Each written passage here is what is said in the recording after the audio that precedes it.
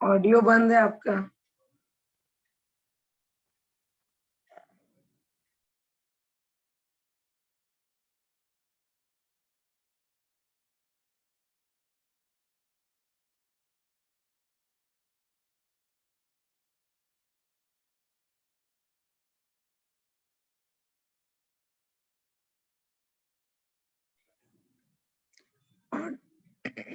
Audio start करिए। हरिओम।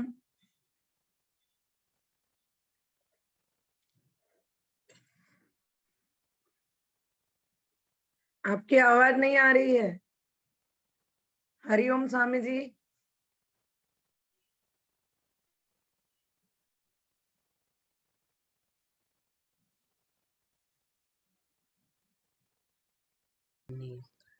श्री राम जय जय राम। श्री राम जय जय राम। श्री राम जय जय राम। श्री राम जय जय राम। सच्चिदानंद भगवान की जय।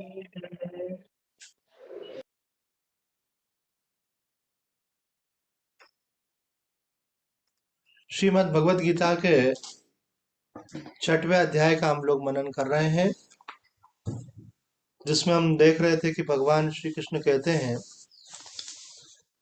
यो माम पश्यति सर्वत्र सर्वं च मयि पश्यति तस्याहं न प्रणश्यामि सच में न प्रणश्यति। अर्थात जो व्यक्ति मुझे सर्वत्र देखता है, सर्वत्र देखता है का मतलब क्या? अब सब जगह तो लोग दिखेंगे, हमको वस्तुएं दिखेंगी, पर ऐसा विचार करें कि इसके अंदर इनके आधार रूप से कौन है? परमात्मा ही है। क्योंकि सबसे पहले कौन था? परमात्मा। और जब प्रलय हो जाएगा फिर कौन रहेगा? परमात्मा। बीच में भी परमात्मा ही है, अपनी माया शक्ति से उन्होंने सारा जगत रचा।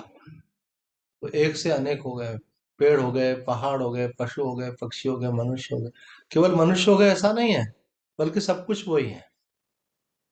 श्रीमद् भागवत में ऐसा प्रसंग आता है कि ब्रह्मा जी के मन में भगवान, तो जो अहंकार रहित होता है ना, उसके कारण उसको लोग समझ नहीं पाते हैं। जो ज्यादा शोषा करता है तो लोग समझते हैं ओ ये बड़ा है। भगवान तो भगवान है, उनमें किस बात का अहंकार। तो भगवान अपने ग्वाल बालों के साथ, अपन जैसे पिकनिक मनाने जाते हैं ना, ऐसे भगवान गए सैर सपाटा करने। तो वो क्या करें, आपस में लड़ाई झगड़ा करें, एक दूसरे की पत्तल में से उठा के खा लें, जैसे बच्चे करते हैं ना, एक दूसरे का जूठा भी खा लें। तो ब्रह्मा जी ने देखा, अरे बोलते हैं ये पूर्ण ब्रह्म परमात्मा क्या होता है, ऐसा होते हैं होता है, एक दूसरे का जूठा खा रहे हैं, झगड़ा कर रहे हैं, है ना, एक दूसरे के कान खींच रहे हैं। बोले ये तो भगवान नहीं हो सकते। तो मैं पता लगाता हूँ, अगर भगवान होंगे तो मालूम पड़ जाएगा। तो उन्होंने क्या किया, एक गुफा बनाई। उस गुफा में सब ये देखने लगे गुफा का है, तो सब उसमें प्रवेश कर गए। सब खेलते खेलते सब प्रवेश कर गए। तो वो गुफा में से जो गया तो कोई लौट के आया ही नहीं।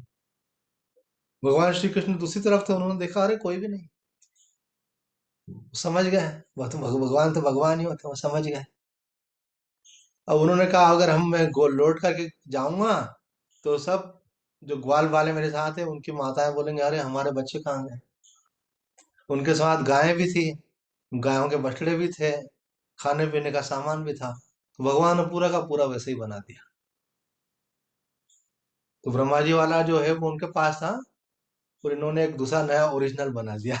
तो जब वापस पहुंचे तो वो तो वास्तव में क्या थे, साक्षात कृष्ण ही अनेक रूपों में थे। तो जब घर पहुंचे तो वो ऐसा हुआ कि जब बच्चे घर पहुंचे तो बच्चा तो बिल्कुल वैसा का वैसे ही दिख रहा था, बिल्कुल सेम टू सेम। तो उसकी माँ ने देखा कि दिख तो मेरा वही लाला दिख रहा है, लेकिन इसमें बहुत प्यार क्यों आ रहा है। बोले इधर पास तो था, गले से लगाया, उसके सिर को सूंघा, प्यार किया। वो ना ऐसे जो बछड़े थे वो जब गायों के पास पहुंचे, कुछ गायें वहीं पे थी, उनके पास पहुंचे तो गायों के थन में से दूध आने लगा। उनकी ऐसी इच्छा हुई कि मैं अपने बछड़ों को दूध पिलाऊं ऐसे। तो बलराम जी को समझ में आ गया ये कुछ न कुछ लीला श्री कृष्ण ने की है, बाकी तो समझ नहीं पाया। वो ब्रह्मा जी ने उनको अपने पास रख लिया, तो बोले तुम रखो, कोई दिक्कत नहीं, हमारे पास तो दूसरा वाला दूसरा एक और आ गया। ऐसे तो किसी को कुछ महसूस नहीं हुआ। तो जैसे वो सब भगवान का रूप थे। तो यहाँ बतला रहे हैं कि केवल जो बाद में बने थे वही भगवान का रूप नहीं थे, जो पहले थे वो भी भगवान ही थे, क्योंकि भगवान के सिवा कुछ है ही नहीं। ये तो अज्ञान का पर्दा हमारे ऊपर आ गया है, इसलिए हमको ये सब भेद ज्ञान होता है कि तुम अलग हो, मैं अलग हूँ, ये अलग है, वो अलग है। कोई अलग अलग नहीं, केवल एक भगवान ही है, वही सब रूपों में।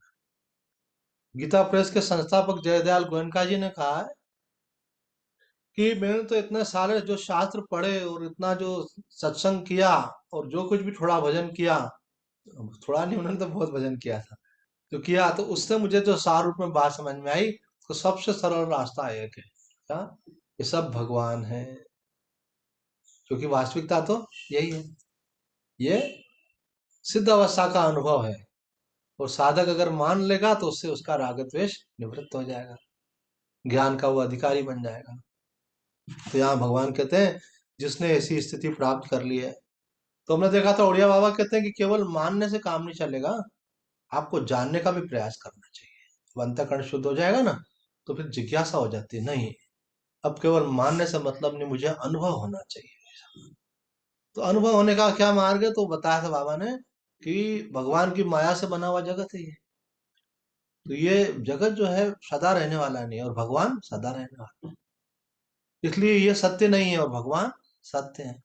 तो सबको माया मान करके, मिथ्या मान करके, झूठा मान करके उनसे अनासक्त हो जाए। नहीं तो क्या होता है, अगर डायरेक्ट आपने भगवान माना तो ठीक है, अच्छी बात है, आपकी भक्ति की भावना है तो उससे अंतःकरण शुद्ध होगा, आपका राग द्वेष नहीं रहेगा। सब भगवान है, मेरा बेटा भी भगवान है, और पास वाले का बेटा, वो शैतान नहीं, वो भी भगवान है। सब भगवान है, चाहे वो भले हमारे बच्चे से झगड़ा करता हो तो भी भगवान है। ठीक है, फिर आपका क्या होगा, भेदभाव खत्म हो जाएगा। पर अगर ज्ञान को प्राप्त करना है, अपना अनुभव करना है, तो उड़िया बाबा जी कहते हैं कि फिर आपको एक दूसरी प्रक्रिया से चलना पड़ेगा। वो क्या, कि सब माया है, सब मिथ्या है, सब झूठा है, न पहले था न बाद में रहेगा, बीच में भी केवल प्रतीति मात्र है। और ऐसा जानकर के उनमें अनासक्त हो जाओ, असंग हो जाओ, उनसे निर्लिप्त हो जाओ, उनमें से, संसार में से मेरापन बिल्कुल हटा दो, संसार में कुछ भी तुम्हारा नहीं, सब झूठा है। तो वो असंगता आने से फिर आपको क्या होगा, अपने आत्म तत्व का अनुभव होगा। इसको हमारे शास्त्रों में कहा नेति नेति, यह भी भगवान नहीं है, यह भी भगवान नहीं है। एक पहले बताया इति इति कि यह सब भगवान है, वो भक्ति मार्ग। ज्ञान मार्ग में क्या कहा कि यह भी भगवान नहीं, यह भी भगवान नहीं, सबका सबका निषेध करते जाओ। भगवान रमन महर्षि जी कहते हैं माता पार्वती ध्यान करने के लिए बैठी, तो उनको ध्यान में दिव्य प्रकाश का अनुभव हो। तो किसी किसी संप्रदाय में तो दिव्य प्रकाश का अनुभव हो जाए तो बोलते हैं हो गया तुम्हारा काम कंप्लीट, तुम्हारा कोर्स कंप्लीट हो गया, बस फाइनल स्टेज यही है, वो उसी को फाइनल मान लेते हैं। पर हमारे शास्त्रों में बहुत गहराई तक गए, बोले ये फाइनल नहीं है। किसी किसी जगह जब नाद सुनाई देता है, ऐसे अभी अपने कोई म्यूजिक की आवाज सुनाई नहीं दे रही ना, ध्यान करते रहो तो अपने को एक अलग म्यूजिक सुनाई देता है, जो बाहर बजता नहीं है, बाहर वाला आहत नाद कहलाता है, और जो अंदर अपने को सुनाई देता है उसको अनहद नाद बोलते हैं। तो अनहद नाद किसी को भोरे के गुंजन की आवाज सुनाई देती है, देखते कहीं यार भोरा तो है, आवाज नहीं आ रही, तो बोले कान में कुछ गड़बड़ तो नहीं, कान बंद करो तो और तेज हो जाता है। फिर वो नाद बदल जाता है, फिर कभी किसी को बांसुरी का नाद सुनाई देता है, तो बोले देखना कोई आसपास कोई बांसुरी बजा रहा है क्या, बोले कोई नहीं बजा रहा है, मैं कान बंद करके देखो, कान बंद करो तो और ज्यादा सुनाई देती है ऐसे। और आगे चलकर किसी को और अलग अलग तरह तरह के नाद सुनाई देते हैं ऐसे। अभी बता देंगे तो फिर लोग कल्पना करने लग जाते हैं ऐसे। तो कल्पना अलग चीज होती है और अनुभव अलग चीज होता है। तो इसलिए अभी हम फाइनल वाला अभी नहीं बता रहे, नहीं तो कई लोग तो थोड़ा बहुत कुछ कुछ सुनते होंगे ना, फिर बोलेंगे अब हमको वो वाला सुनाई दे रहा है। कई लोगों का ऐसा रहता है, जो पढ़ लेते हैं ना और जो सुन लेते हैं, फिर वो उनको शुरू हो जाता है, इतना जल्दी उनको शुरू होता है। तो बाकी नहीं, तो असलियत में अनुभव होना तो अलग चीज है। तो भगवान शिव ने पार्वती जी को बताया मन को एकाग्र करने के लिए, कंसंट्रेट करने के लिए बहुत सारी विधियां। उन्होंने विज्ञान भैरव तंत्र नामक पुस्तक है, उसमें 120 विधियां बताई हैं मन को एकाग्र करने की, मतलब ध्यान करने की। पर उन्होंने कहा सबसे श्रेष्ठ विधि कौन सी है, बोले नाद का श्रवण करना। बोले नाद का श्रवण हम करना तो चाहते हैं, क्या टेप रिकॉर्ड चला के करें क्या? बोला नहीं, अनाहत नाद का करना, वो वाला हम नहीं। तो वो नाद जब प्रकट होता है तब उसका श्रवण हो पाता है। उसको प्रकट करने के तरीके भी होते हैं। नाद संप्रदाय में वो क्या करते हैं कि वो जो है कान बंद करके और दीर्घ ओंकार की ध्वनि करते हैं, करते रहते हैं, करते करते सोचते हैं अंदर से प्रकट हो जाएगा। कोई सीटियां भी रहती हैं उनके यहाँ, मैंने सुना है, तो वो बजाते हैं तो उससे भी आवाज होती है, तो आवाज भी धीरे धीरे नाद में बदलती है। और वैसे तो कोई भी मंत्र आप जप करते हो तो मंत्र की उत्पत्ति नाद से उत्पन्न हुई है। ये सारे शब्द जो है नाद से उत्पन्न हुए हैं। तो कोई भी मंत्र आप जपते हो तो जपते जपते जपते एक अवस्था ऐसी आती है कि वो नाद में परिवर्तित हो जाता है, मतलब अपने मूल में चला जाता है। कई साधकों को साधना करने के बाद ऐसी अनुभूति होने लगती है, नाद का अनुभव। तो शिव जी कहते हैं कि नाद का अनुभव हो रहा है तो ये ध्यान की सबसे सूक्ष्म विधि है, श्रेष्ठ विधि है। आप केवल नाद सुनो। नाद सुनने से नाद सुनने वाले को आनंद आता है। जैसे अपन म्यूजिक सुनते हैं ना कोई, तो अपना मनोरंजन होता है, मन को अच्छा लगता है। तो नाद सुनने से मन को एक प्रसन्नता होती है, इसलिए उसको कहा है नाद ब्रह्म। रमन महर्षि जी कहते हैं नाद ब्रह्म का जो साधक होता है, तो नाद उसको मानो जैसे माँ बच्चे को लोरी सुना सुना के उसको सुला देती है, ऐसे नाद ब्रह्म जो है नाद सुना सुना करके उसको आत्मा में स्थित कर देता है। ऐसे बड़ी बात है। तो यहाँ पे कह रहे हैं कि भाई कोई ध्यान करने बैठा और नाद सुनाई दे रहा है, तो बोला अरे कोई संप्रदाय वाले बोलते हैं नाद सुनाई दिया, हो गया काम तुम्हारा फाइनल। भाई पहुंचे ही नहीं, पहले ही बोलते थे पहुंच गया। अब गुरुजी ने बोल दिया पहुंच गया, तो शिष्य भी पहुंचता पहुंच गया। उस संप्रदाय के सारे लोग बोलते पहुंच गए। ऐसे ये कारण क्या है कि हमारा जो मूल वैदिक सनातन धर्म है, जिन्होंने वेदों को नहीं पढ़ा है, शास्त्रों को नहीं पढ़ा है, और अपना एक संप्रदाय चला दिया, तो उनके संप्रदाय के लोग फिर वैसे ही मानने लग जाते हैं। हमारे संप्रदाय कितने सारे तरह तरह के, जबकि हमारा मूल सनातन, हमारे से लोग पूछते हैं आप कौन से, हमका हम वैदिक सनातन धर्म को मान। ये सारी उसकी ब्रांचेस हैं, एक एक अलग अलग बहुत सारे संप्रदाय ना ब्रांचेस है। मूल क्या है, हम वेदों को मानने वाले, हम सनातनी हैं, हमारा धर्म सनातन हिंदू धर्म है हमारा। तो भगवान रमन महर्षि जी कहते हैं माता पार्वती ध्यान करने के लिए बैठी, तो ध्यान करते करते उनको प्रकाश का अनुभव हुआ। उन्होंने कहा यह ब्रह्म नहीं है। क्यों नहीं है? यद दृश्यम तद जड़म, जो हमको अनुभव में आता है उसका अनुभव करने वाला भी कोई है। बड़ा क्या होता है, अनुभव करने वाला कि अनुभव की गई वस्तु? अगर अनुभव करने वाला ही नहीं हो तो अनुभव का क्या महत्व। अब मानो आपने बहुत बढ़िया श्रृंगार करा, सब कुछ करा है ना, बहुत बढ़िया कपड़े पहने, सब किया, लेकिन कोई देखने वाला ही नहीं, तो फिर फायदा ही क्या है? तो बोले आपने घर में बैठ के श्रृंगार करने से क्या फायदा। अपन थोड़ा निकले बाहर, लोग देखें अरे वाह वाह कितने अच्छे लग रहे हो आप, तो अपने को भी लगता है हाँ भाई अपन ने अच्छे कपड़े पहने, कुछ करा, तो किसी ने देखा तो सही अपने को है, और उसने उसकी आंखों में चमक आई, वाह वाह, ऐसे तो लगता है हाँ चलो। तो देखने वाले के बिना देखी गई वस्तु का कोई महत्व नहीं होता। ऐसे ही ध्यान में भी बड़ा कौन हुआ, देखने वाला। तो उन्होंने कहा अरे देखने वाली तो मैं हूँ, और ये दिख रहा है, इसलिए ब्रह्म नहीं हो सकता। बल्कि शास्त्र का सिद्धांत ये है, यह दृश्यम तद जड़म, जो दिखता है वो चैतन्य नहीं होता बल्कि जड़ होता है, देखने वाला चैतन्य होता है। आपके होने से आप उस वस्तु को देख पा रहे हैं, आप दीवार को देख पा रहे हैं, आप चैतन्य। दीवार आपको देख रही है क्या? क्यों? क्योंकि वो जड़ है। आप अपने को जान रहे हैं, बोले हाँ मैं जान रहा हूँ, मैं हूँ। आप अपने को भी जान रहे हैं और दीवार को भी जान रहे हैं, लेकिन दीवार ना अपने को जान रही है। दीवार को मालूम है कि मैं दीवार हूँ? नहीं मालूम है। अभी दीवार के ऊपर आपने एक मानो ठोकर मार दी, हथौड़ा मार दिया, बोले क्या करती हो, मैं कितनी तकलीफ हो रही है, ऐसा बोले क्या है ना? वो तो जड़ है, उसको तो मालूम ही नहीं पड़ता ऐसे। और दीवार को अपन देखते रहो और फिर देखना बंद कर दो, आजकल मेरी तरफ देखते ही नहीं हो, क्या बात है? ऐसा भी नहीं बोलेगी, क्यों? जड़ है वो तो आप चैतन्य हो। अगर आपको कोई देखे, मानो हम सत्संग करते हैं, आपको देखे तो क्या अच्छे लगेगा, तो स्वामी जी देख रहे हैं। एक जगह में जाता था एक स्वामी जी के सत्संग में, तो वो स्वामी जी के एक शिष्य थी, तो स्वामी जी ने उसकी तरफ देख देख के बहुत बढ़िया बढ़िया सब बातें बोलते थे। समझ में हमको भी आती थी क्योंकि हम भी बैठते थे। हमको कुछ पूछना आता तो हम सोचते स्वामी जी हमारे तरफ देख ही नहीं रहे तो पूछे कैसे ऐसे। तो एक दिन मैंने बोल दिया स्वामी जी को, मैंने कहा स्वामी जी ऐसा लगता है कि हम तो फालतू ही बैठ गए हैं। आप तो सत्संग इनको ही सुना रहे हैं। तो स्वामी जी भी हंसे, और हमको कुछ पूछना होता तो भी डर लगता है, क्योंकि आप मुस्कुराते हो तो आप इनकी तरफ देखते हो, वो जब बहुत गंभीर होते तब हमारे साथ ऐसे, तो उनको लगता है आप कैसे पूछे गुरु जी से, तो वो जोर से हंसे हैं, बोले बात ये नहीं है, बोले 20 साल से हमारा सत्संग, गुरु जी की उम्र ज्यादा थी, बोले 20 साल से सत्संग में ये आश्रम की सारी सेवा यही संभालती है, बोले कपड़े ये धोती है, हमारे कमरे की सफाई ये करती है, खाना ये बनाती है। तो जैसे कोई ज्यादा सेवा करता है ना, ज्यादा जुड़ जाता है, वो ज्यादा लाडला हो जाता है, वो है ना, वो भी निस्वार्थ सेवा कर रहा है, ज्यादा लाडला हो जाता है ना। जैसे संसार में क्या होता है कि एक होता है पैसे का व्यवहार, कि आपने मेरा कोई काम किया, मैंने आपको पैसे दे दिए, मैंने आपका कोई काम किया, उसके बदले में आपने मुझे पैसे दे दिए, तो वो लेना देना हो गया, खत्म।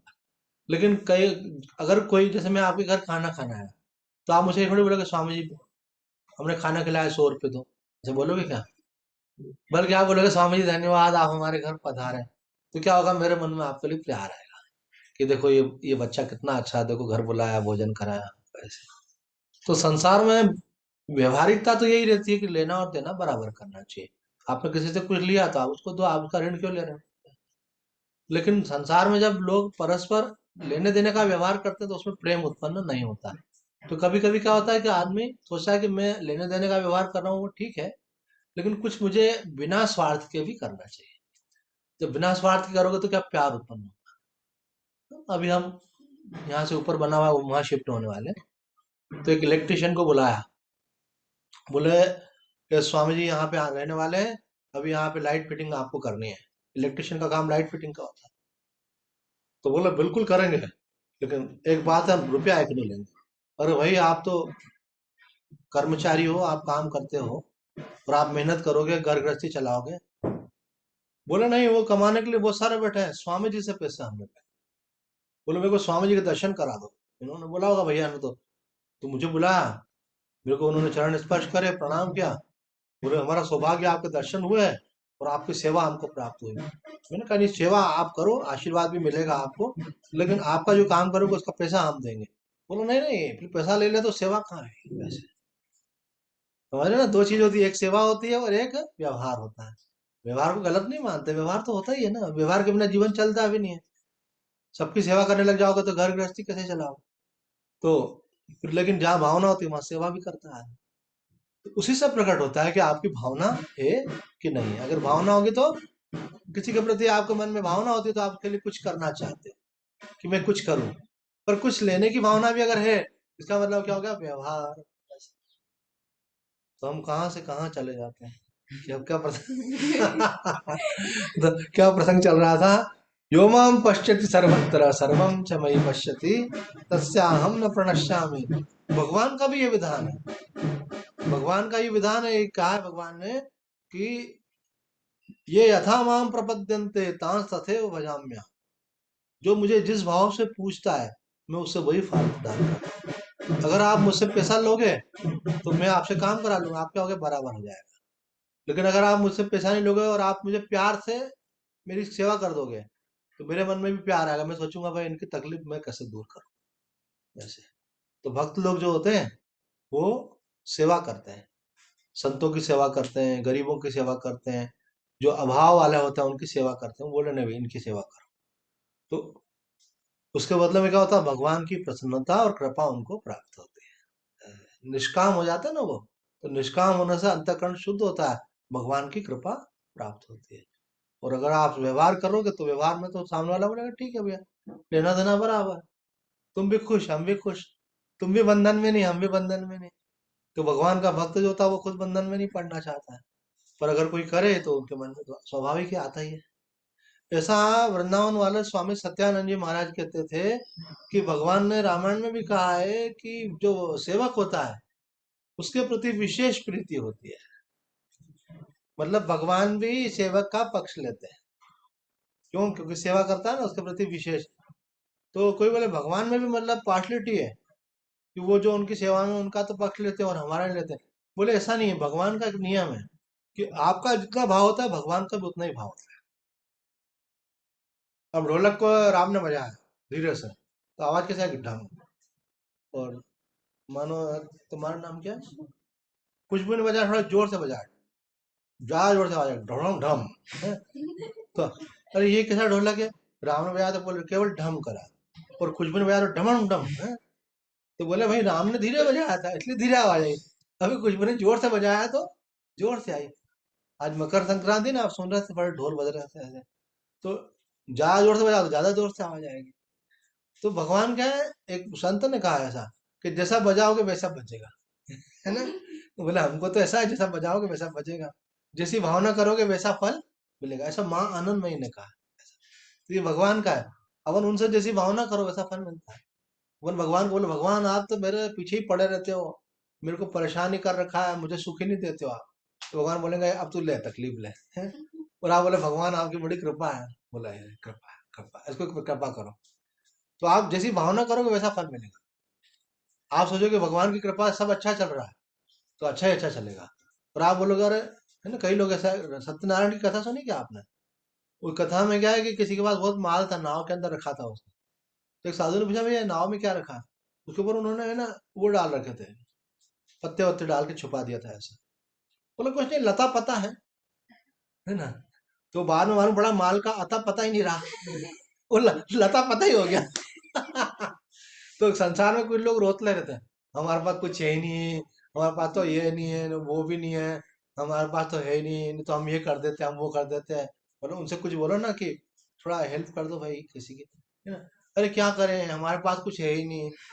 तो वो बोलता है अच्छा कोई बात नहीं है, तुम बोल रहे हो नहीं है तो तुम्हारा नहीं हो जाए, भगवान का ऐसा विधान है। और जो बोलता है भाई कुछ नहीं है तो थोड़ा सा तो है, भाई आप किसी को एक रोटी नहीं दे सकते हो, तो जो रोटी आप खाते हो उसमें से एक और तो दे ही सकते हो, चिड़िया को दे दो भले आप, कुछ तो दे ही सकते हो ना। तो ऐसा तो कोई होता ही नहीं कुछ नहीं, अगर कुछ नहीं है तो आप भी जिंदा कैसे, है ना। एक व्यक्ति ने भिखारी ने एक व्यक्ति से पैसे मांगे, बोले बाबू जी इतनी ठंड पड़ रही है, कंबल दिलवा दो। उन्होंने कहा अरे भैया नहीं है मेरे पास है। बोला अच्छा कंबल नहीं दिलवा रहे तो 100 रुपये दे दो, जैसे 100 100 रुपये हो जाएंगे तो मैं ले आऊंगा। और बोले 100 रुपये कोई देता है क्या? तो बोला बाबू जी चलो कोई बात नहीं 10 रुपये दे दो। बोला 10 रुपये नहीं मेरे पास अभी। अरे बाबू जी जो भी आपके पास हो 1 रुपये ही दे दो। तो बोला नहीं है, बोला ना तेरे को। तो बोला नहीं है तो कोई बात नहीं, तुम भी मेरे साथ बैठ जाओ, अपन दोनों दोनों ही साथ में भीख मांग लेंगे ऐसे। तो मतलब आपने को ऐसा क्यों समझना चाहिए कि अभाव है, भगवान की कृपा है। क्या समझना चाहिए कि भगवान की हमारे पर बहुत कृपा है, उनकी कृपा से सब कार्य सिद्ध हो रहे हैं।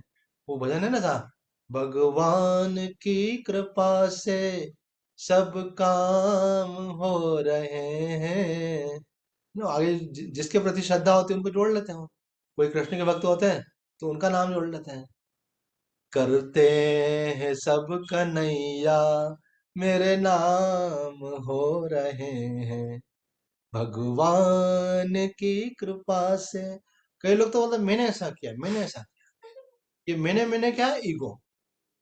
अरे भाई आपने किया तो आपको शक्ति किसने दी, आपको बुद्धि किसने दी, आपको धन किसने दिया? आप भगवान के दिए हुए धन को अपना धन मान लेते, भगवान की दी हुई बुद्धि को अपनी बुद्धि मान लेते, भगवान की दी हुई शक्ति को अपनी शक्ति मान लेते। ये सब आपके नहीं है बल्कि भगवान के दिए।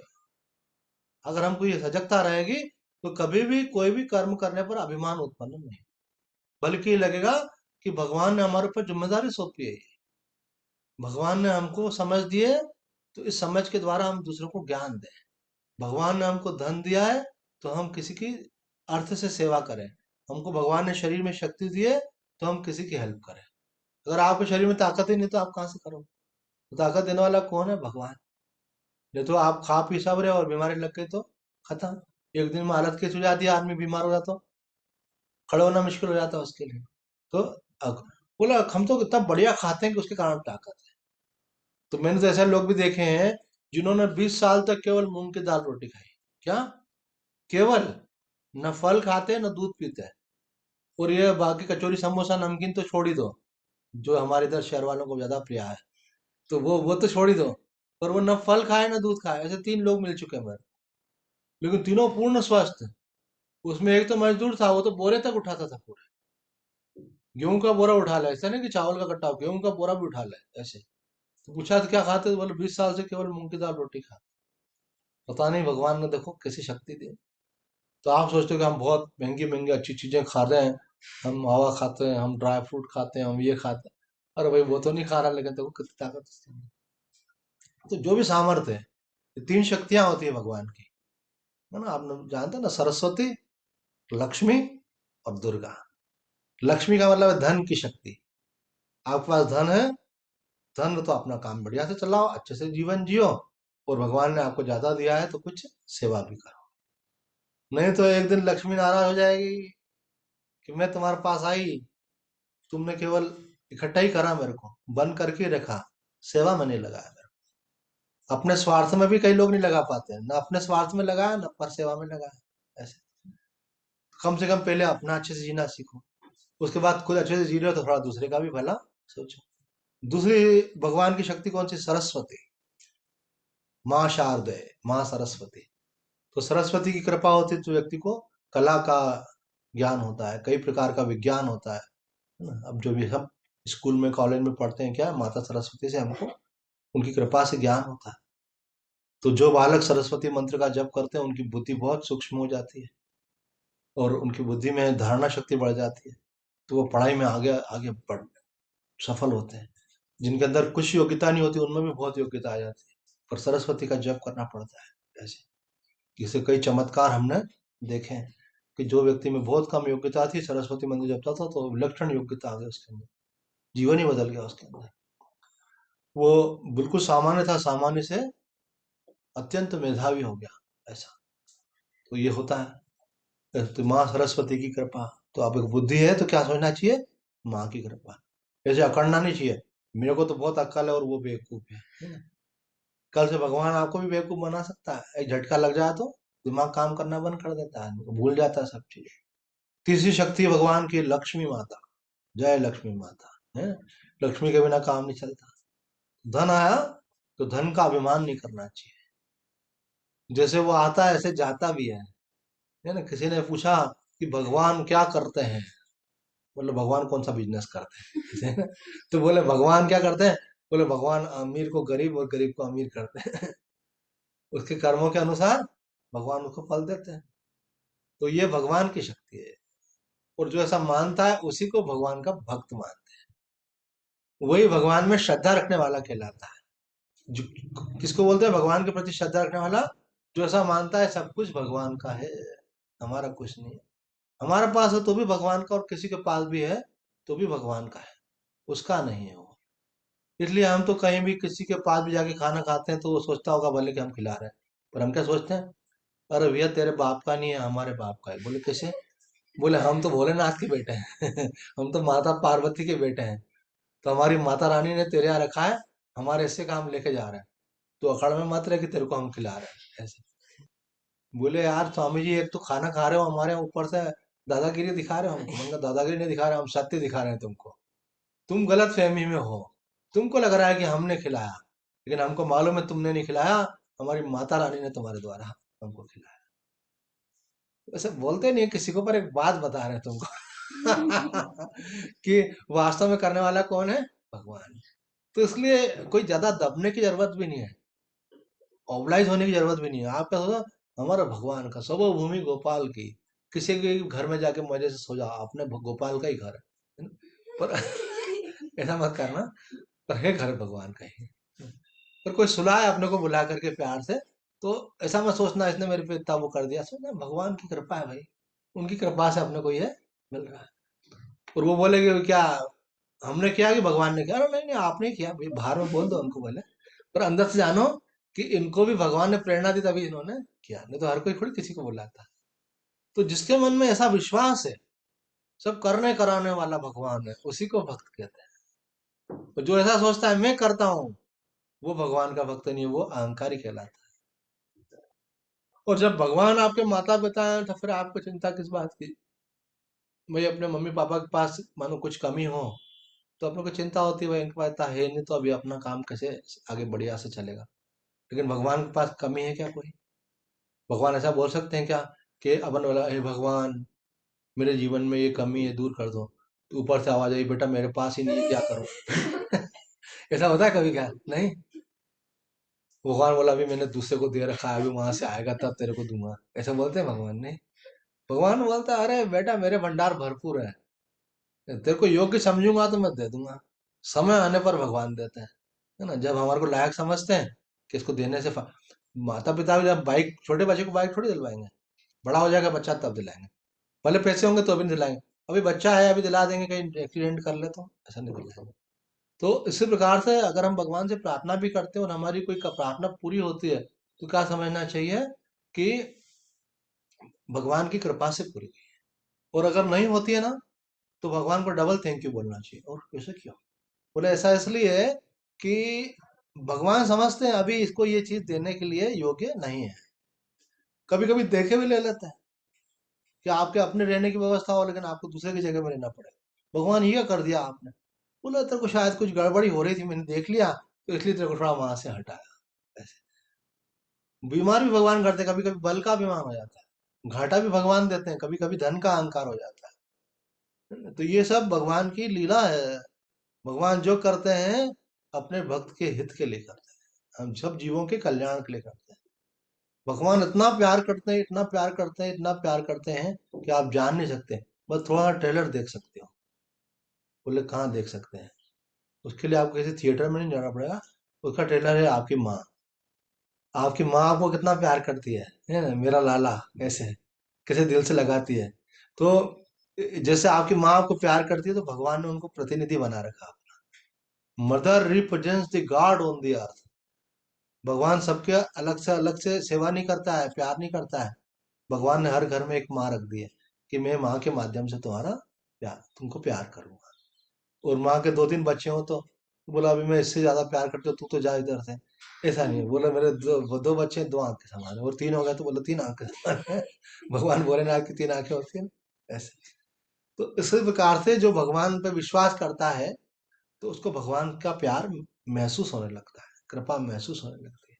हमेशा कहना चाहिए भगवान तेरा शुक्राना, तूने कितना कुछ दिया है, कितनी कृपा की है।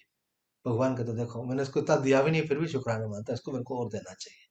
अरे भगवान क्या, भगवान क्या, भगवान क्या कर रखा है। तो भगवान बोलो तेरे को तो अभी अकल आ जाएगी, ले जो दिया वो भी ले लूंगा तो फिर किससे, कौन सी कोर्ट में शिकायत करने जाएगा? दिया उसको एहसास नहीं तेरे को, और हमेशा जो है हमेशा शिकायत शिकायत है। शिकायत नहीं, भगवान को धन्यवाद। मंदिर में जाए तो किस लिए जाना चाहिए? भगवान को थैंक यू करने के लिए जाना चाहिए। भगवान आपकी बड़ी कृपा है, आपके जीवन में जो अच्छी अच्छी चीजें है ना उनकी भगवान को धन्यवाद करना चाहिए कि भगवान आपने मुझे को स्वस्थ शरीर दिया। कोई बीमार हो जाए तो मालूम पड़ता है भगवान आपने मेरे को अच्छे माता पिता दिए, अच्छे भाई बहन दिए, जो भी आपके जीवन में प्लस हो, अच्छे पति पत्नी, अच्छे बच्चे हैं, जो भी आपके जीवन में प्लस हो, तो उसके लिए आपको क्या करना चाहिए? भगवान को धन्यवाद। उससे क्या रहेगा? आपका मन खुश रहेगा। कोई पूछेगा कैसा चल रहा है, और बहुत बढ़िया चल रहा है। नहीं, आजकल लोग ड्रामे में बोलते हैं हाँ बढ़िया बढ़िया बढ़िया, अंदर से भले वो गड़बड़ चल रहा हो, उनका मन भले अशांत हो, पर ऊपर से बोलेंगे बढ़िया बढ़िया। बोले अब क्या बताए किसी को अपनी समस्या। लेकिन जो भगवान की कृपा का अनुभव करता है वो अंदर से भी बढ़िया और बाहर से भी बढ़िया, वो तो छोड़ने में भी राजी है, इसलिए वो हमेशा बढ़िया रहता है।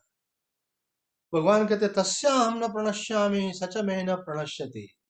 कभी कभी क्या होता है कि हम जो बोलना चाहते हैं वो रह जाता है, कुछ नया निकल आता है। आज मकर संक्रांति पे भगवान कुछ आशीर्वाद देना चाहते हैं विशेष, तो वो दे दिया। तो भगवान बोलता है तुम मुझे अगर ऐसा मानते हो कि मैं सर्वत्र हूँ तो मैं भी तुमको सर्वत्र अनुभव हूँ। तो हमारा जैसा भाव है वैसा ही तुमको अनुभव होगा। यहाँ पे हमने देखा था कि स्वामी जी कहते हैं यदि भगवान के लिए कोई अदृश्य नहीं, यद्यपि भगवान के लिए कोई अदृश्य नहीं है, तथापि जो भगवान को सब जगह देखता है उसके भाव के कारण भगवान भी उसको सब जगह देखते हैं। उसी के भाव के कारण भगवान भी उसको सब जगह देखते हैं, परंतु जो भगवान से विमुख होकर संसार में आसक्त है उसके लिए भगवान अदृश्य रहते हैं। ना हम प्रकाश सर्वस्य, भगवान बोलते हैं मैं सबको प्रकाशित नहीं होता हूँ, योग माया समावृता, छुप जाता हूँ उसके लिए। क्यों? कि वो मुझे मान नहीं रहा है, सर्वत्र देख नहीं रहा है, तो इसलिए मैं उसके लिए छुप जाता हूँ, और उसकी भावना होती तो उसके लिए मैं प्रकट हो जाता हूँ। आगे भगवान कहते हैं यहाँ पर सर्वभूतस्थ स्थितम यो सर्वभूतस्थितं यो मां भजत्येकात्मस्थितः सर्वथा वर्तमानोऽपि स योगी मयि वर्तते। इसका अर्थ है जो पुरुष संपूर्ण भूतों में स्थित मुझको अभिन्न भाव से भजता है वह योगी सब प्रकार वर्ताव करता हुआ भी मुझ में ही वर्तता है। ये पिछले श्लोक की एक लाइन इसमें भगवान ने ले ली है, जो पुरुष संपूर्ण भूतों में मुझको स्थित देखता है। पर उसका फल बताया क्या? ऐसा होने से वह मुझ में ही वर्तता है। देखो महापुरुषों ने इसमें कितने सूक्ष्म अर्थ निकाले। शंकराचार्य जी कहते हैं, इस प्रकार पहले के श्लोक के अर्थरूप यथार्थ ज्ञान का आधे श्लोक से अनुवाद करके एकत्व में स्थित हुआ जो पुरुष संपूर्ण भूतों में स्थित मुझ वासुदेव को भजता है, उसके फलस्वरूप मोक्ष का विधान करते हैं। ऐसा देखने से फल क्या होता है? बोले मोक्ष का विधान करते हैं। वह पूर्ण ज्ञानी, वह पूर्ण योगी है, वह सब प्रकार वर्तता हुआ भी श्री वैष्णव पर परम पद रूप मुझ परमेश्वर में ही वर्तता है, अर्थात वह सदा मुक्त ही है। आप चाहते हो कि भगवान का परम पद आपको मिले, अगर आप चाहते हैं मोक्ष मिले, तो उपाय क्या बता? सर्वत्र उस परमात्मा का आपको दर्शन। जब सर्वत्र आप, योगी क्या करता है? भगवान का सर्वत्र अनुभव करता है। उस अनुभव का फल क्या होता है? वह सदा मुक्त ही है, क्योंकि वो भगवान के अलावा कुछ है ही नहीं, तो बंधन किसका? जहाँ दूसरा कोई उसका बंधन होगा, दूसरे का भय होगा, दूसरे की लालसा होगी, वो लालसा से, भय से, सब चीजों से मुक्त हो जाता है, क्योंकि उसको दिखता है रे रे सर्वम ब्रह्ममय, सब भगवान ही भगवान है। भैया बाबा जी कहते हैं यहाँ जो कहा है भजत्व एकात्म स्थित अर्थात अभिन्न दृष्टि रखता हुआ भजता है, निरंतर ब्रह्माकार वृत्ति करता है, यहाँ सबका निषेध करता है। देखो दो ही विधि है। बोले यहाँ पे जो भगवान ने कहा है कि एकत्व के भाव में स्थित रहता है, इसका अभिप्राय क्या है? बोले इसका अभिप्राय ये है कि यहाँ तो उसकी निरंतर ब्रह्माकार वृत्ति रहती है कि सब ब्रह्म है, सब ब्रह्म है, ब्रह्म। और यहाँ पर उसकी क्या रहती है? उसकी निषेधाकार वृत्ति रहती है कि यह सब ब्रह्म नहीं है। तो सबका निषेध करने से उसकी स्थिति उस परम तत्व में होती है। जब स्थिति होती है तो उसको सर्वत्र फिर ब्रह्म का अनुभव। ठाकुर रामकृष्ण परमहंस कहते हैं, देखो नेति नेति का मार्ग कैसा है कि कोई व्यक्ति सीढ़ियों से चढ़ करके छत पर जा रहा है, उन्होंने सीढ़ियां बोले बोले ये छत आगे क्या? बोले नहीं, ये छत नहीं है, ये छत नहीं है, ये भी छत नहीं है। एक एक सीढ़ी पे पैर रखता जा रहा है, बोला छत नहीं है। और जब छत पे पहुंच गया, बोला हाँ आगे आगे छत, ये छत। तो छत मतलब क्या होता है? वही छत मतलब ये सीमेंट है, इसके अंदर सरिये हैं, इसके अंदर ईंटें हैं, ये छत है। तो बोले नीचे था, नीचे क्या था? बोले नीचे भी वही था। बोले ऊपर है, वही नीचे है। तो अनुभव होने के बाद फिर वो क्या करता है? पहले तो निषेध करता है, ये सब ब्रह्म नहीं है, ये सब ब्रह्म नहीं है। और जब ब्रह्मानुभूति हो जाती है तो क्या जानता? और जिन सबका हमें निषेध करते हैं वो भी सब ब्रह्म है। तो क्या हुआ? भगवान बुद्ध को वैराग्य हो गया, उनको लगा कि संसार की इस मोह माया में मैं नहीं पड़ना चाहता, मुझे उस तत्व का ज्ञान होना चाहिए जिसको पाने के बाद हमको जो मृत्यु का भय नहीं रहे, जिसको पाने के बाद फिर हमको बुढ़ापे का भय नहीं रहे, जिसको पाने के बाद फिर हमको किसी रोग का भय नहीं रहे, ऐसा पद मुझे प्राप्त करना है। तो उन्होंने कहा वो तो यहाँ राजकाज में तो होने वाला नहीं है, यहाँ तो बहुत व्यस्तता रहती है। वो निकल गए। उन्होंने खूब संत महात्माओं का संग किया, कोई ऐसे भी मिले जो उनको सही मार्गदर्शन नहीं कर पा रहे थे, जो बताया वो क्या। पर आखिरी में जाकर के उनको गया में जाकर के बोधि वृक्ष के नीचे बैठ करके वहां उनको ज्ञान हुआ, वहां उनको साक्षात्कार हुआ। तो साक्षात्कार होने के बाद फिर उनको लगा कि अब बस कुछ पाने योग्य है नहीं, एक ब्रह्म ही ब्रह्म। तो देवताओं ने आके बोला भाई ब्रह्म ही ब्रह्म है तो ठीक है, तो बोले थोड़ा उपदेश तो करो, इतनी इतनी बड़ी चीज मिल गई है आपको, लोगों को थोड़ा बांटो। तो उन्होंने कहा जिसको जरूरत नहीं उसको देने से कोई फायदा ही नहीं। बोला ठीक है जरूर, ये बात तो सही है। वो बोले जिसको जरूरत है वो तो खोज ही लेगा, जैसे मैंने खोज लिया, तो फिर बताने की जरूरत क्या है? तो देवता ने कहा बीच वाले भी हैं, एक जो खोजी है वो तो खोज लेंगे, और जिनको जरूरत नहीं वो तो लेंगे नहीं, लेकिन ऐसे भी हैं जिनको जरूरत तो है लेकिन वो खुद खोज नहीं पा रहे, उनको हेल्प करो थोड़ा सा। बोला अच्छा ठीक है। फिर भगवान बुद्ध ने उपदेश किया, उपदेश करना शुरू किया, तो करते करते कहाँ चले गए? जहां से आए थे वहीं चले गए, अब अपने घर पहुंच गए। तो उनके मिसेस आ गई, वो तो वहीं की वहीं